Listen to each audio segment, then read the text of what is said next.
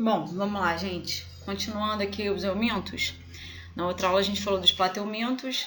Hoje a gente vai falar dos nemateumintos. É importante porque tem uma diferença aí interessante, né, evolutiva.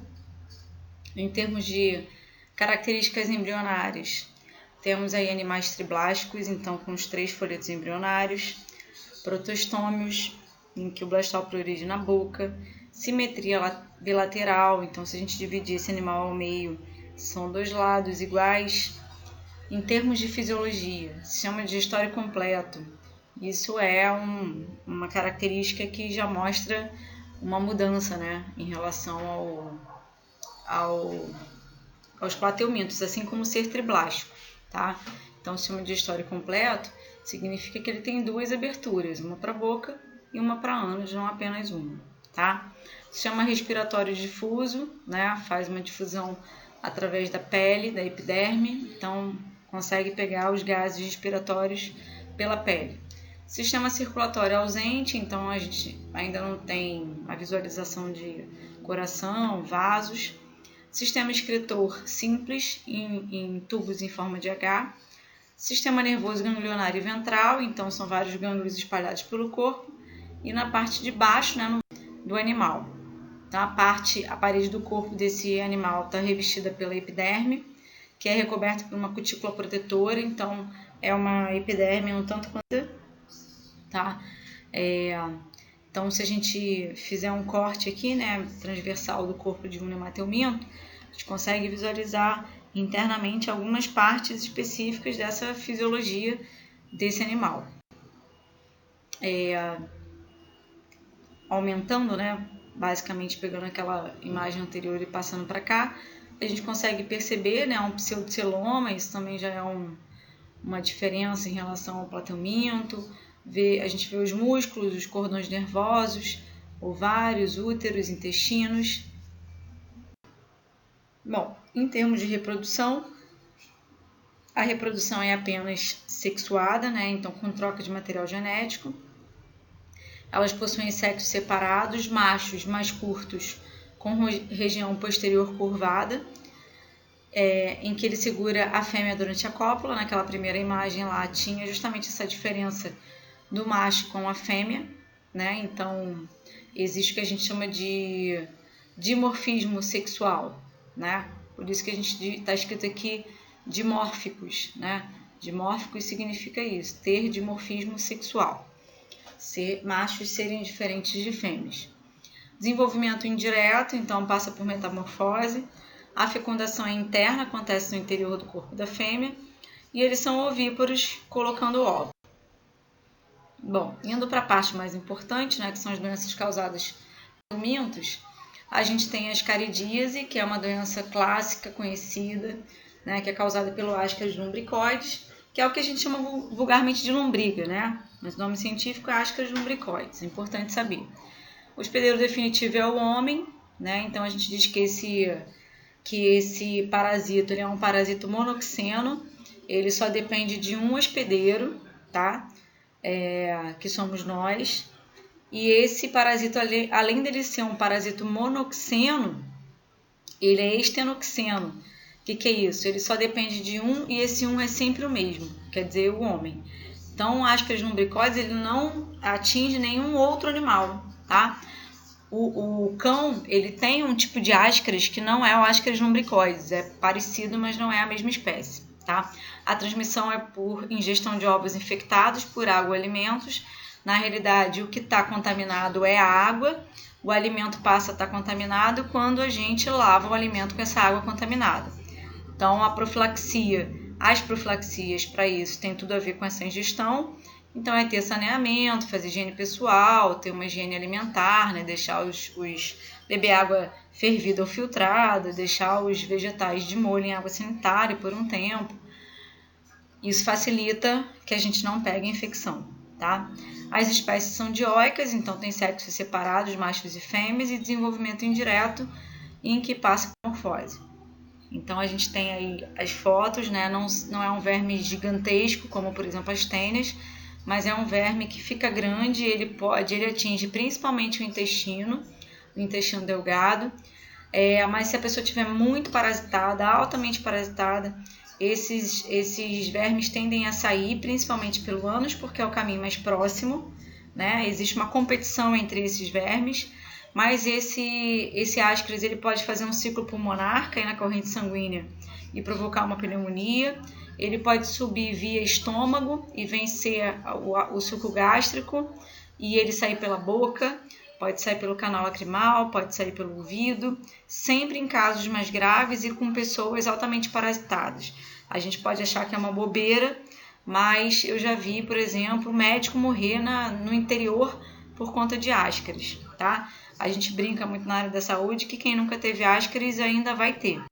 E a contaminação é muito fácil. A ancilostomíase ou ancilostomose, tanto faz, é o que a gente chama vulgarmente de amarelão, é causado ou pelo ancilostoma duodenalis ou pelo Necator americanus. Tem essas duas espécies aí que causam a mesma doença. Nós somos os hospedeiros definitivos e é uma larva que penetra pela pele, então não tem nada a ver com alimentação. É uma larva que entra ativamente pela pele quando a gente anda descalço num chão de terra, né? Então, por isso a profilaxia é o saneamento básico sempre, usar calçado e ter higiene pessoal. No piso frio, de cimento, qualquer piso, né, frio, não vai ter essa possibilidade de contaminação. Mas na terra, né, no ambiente que tem a terra, essas larvas podem ali estar e penetram pela nossa pele, sem necessariamente precisar ter um machucado para que isso aconteça. A espécie também é dioica e tem o desenvolvimento indireto.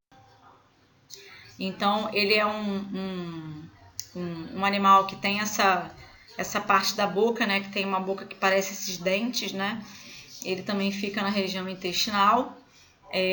Os ovos são ovos muito fáceis de serem identificados.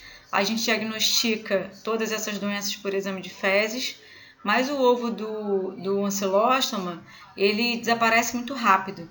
Então é importante que o exame de fezes seja lido muito rapidamente no laboratório para que a gente não perca esse diagnóstico, né? Uma pessoa com um amarelão, ela é uma pessoa que tem como consequência um problema hepático, né, no fígado, tem derramamento de bilirrubina, então fica com a pele amarelada. Existem muitas questões que falam isso, né? A pele amaleitada, né? O indivíduo cansado, ele é uma doença que causa um cansaço, um mal-estar, uma preguiça. O Monteiro Lobato fez um personagem só para relacionado a isso, que é o Jeca Tatu, que é um personagem, um homem que vive no interior. Se vocês olharem ele tem uma cara, né, de um homem do interior. E aí ele fala, o Zeca vive amaleitado, preguiçoso, sem vontade de fazer nada, sem vontade de trabalhar.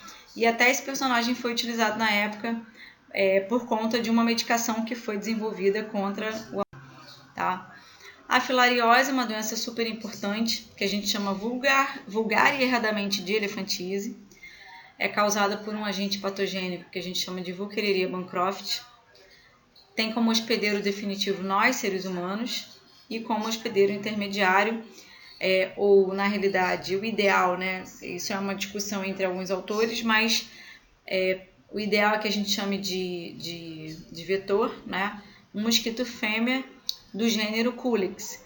Quando ele diz Anopheles e Aedes, é porque existem países que têm esses outros mosquitos como vetores. Mas aqui no Brasil, o vetor é o mosquito Culex, tá? Mosquito fêmea, tá? Sempre um mosquito fêmea, porque é um mosquito que é hematófago e precisa se alimentar de sangue até para a maturação dos seus ovos. A transmissão, então, é sempre pela picada do mosquito, tá? E a profilaxia, uso de telas, repelentes, cortinados, mosquiteiros, qualquer tipo de produto, né, que a gente possa ter distanciamento dos mosquitos, né? Então, inseticidas, tá? Então, apesar de ser um verme, né, ele é causado por um mosquito, tá? Então, não tem nada a ver, por exemplo, com a ingestão de remédios, né, que são contra vermes, né, porque ele é um verme e tem uma transmissão totalmente diferente. As formas infectantes são as microfilárias, né, que estão lá nos mosquitos e nos infectam. Ela é conhecida como elefantíase porque o local da picada do inseto, ele é um local que ele fica muito inchado e acontece que essas microfilárias se reproduzem nos vasos sanguíneos e depois atuam diretamente nos vasos linfáticos, que são vasos que ficam adjacentes aos vasos sanguíneos e são vasos que liberam linfa, né, que é um produto de excreção que a gente precisa eliminar. Um tanto desses produtos sai na nossa urina. Então, quando essas microfilárias interrompem a passagem dessas linfas, a gente tem um inchaço dessa região, né? Esses lugares, normalmente de picada, ou é mama, ou é saco escrotal, ou são membros inferiores, como as pernas, tá? A gente acha muitas fotos disso na internet. Isso tem muito a ver com a região, tá? Do mundo que a gente estiver falando. Existem algumas tribos africanas que é muito comum que a picada seja no saco escrotal porque as pessoas tendem a dormir sem roupa. Então, fica muito mais fácil ter outros locais de picada. E é errado essa forma de falar elefantíase, que na verdade a pele fica com forma de pele de elefante, fica escura, fica enrugada, ela fica necrosada, né? Para de ter circulação. Errado porque essa elefantíase, que é essa interrupção do vaso, isso pode acontecer com outras doenças. Não exatamente se você passar por alguém na rua e ver uma pessoa com aquela perna, por exemplo, significa que ela tem filariose. Pode ser uma outra doença circulatória, que não seja filariose. Então aqui é o círculo da filária, né? Então aqui algumas fotos que estão relacionadas a isso. Esse mapa já está defasado, tá? A gente tem filariose aqui em várias regiões aqui do Brasil, tá? Então, essas imagens mostram aí bem como fica um paciente, né, com a filária. Claro que a gente está aí num ponto super grave, né? A imagem dá para ver que a situação desses pacientes é uma situação muito grave. E a filariose não tem cura. Isso é um problema muito sério, né? Porque existem pesquisadores que viajam para fazer trabalhos, né, trabalhos de campo em relação à doença, se infectam, mas não tem cura.